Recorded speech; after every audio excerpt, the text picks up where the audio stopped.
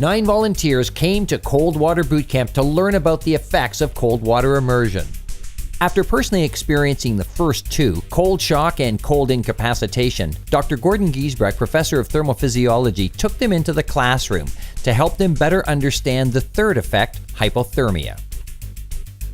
You want to delay the onset of hypothermia as much as possible. The help position, heat escape lessening position, it's actually something that you tend to do anyway if you're stuck. I mean, if you're not swimming, you don't have to swim and you're just sitting there with a PFD on.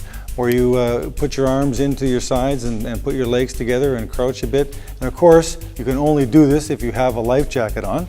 And the reason we do that is because we're reducing heat loss from areas where we lose a lot of heat. Because we have large vessels that are close to the surface in the armpits and in the groin. So by doing this, you are decreasing the heat loss and therefore slowing your rate of descent into hypothermia and widening the window of opportunity for survival and rescue. Now the huddle position is something that you can do. It's a heat escape lessening position that you can do with a group. The huddle position has two advantages. One is the potential heat escape lessening effect, but it also has a lot to do with psychology because you have your group together and you're not floating off and being alone.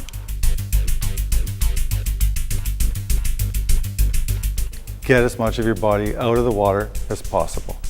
A boat capsizing, many situations you do have a boat there, it's just not floating, but you can get good portions of your body out of the water. It's quite remarkable. You could probably decrease the amount of your body that's in the water by 50% without too much effort.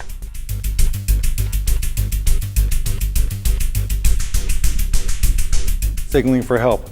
That's the best thing. If you can signal for help, then somebody can come and get you, and we know that you can use a radio, cell phone, but don't get fooled with that. There's a lot of areas where a cell phone won't work. And of course, a cell phone, even in an area with service, will only work if it's not completely soaked. Dye markers, flares, mirrors. Actually, the little mirrors are very, very effective. And also splashing and waving. If you're in a big body of water and there are helicopters or planes flying over, it's actually pretty tough to spot someone that's just sitting there, right? So, changes in color or splashing, the ripples and the white that causes actually makes quite a difference. Also, there are different kinds of flotation devices. There is just a basic life jacket. Obviously, if you have no thermal protection, would be if you have an inflatable PFD, those little collars that you wear, they're really good if you have to work. You're really working hard on a fishing boat or whatever, and you don't want to be wearing big, bulky clothing. Okay, that will take care of your flotation issues if you ever go overboard, but there's virtually no thermal protection provided by that. Then an inherently buoyant life jacket normally, and then a floater jacket will have more insulation, and a floater suit, as we've just said. The other thing is a survival or a dry suit. And these things are really, you can't wear those while you're working. A dry suit is really just an emergency thing that you would have available. If you have imminent immersion coming up, you would put that on just before you go into the water.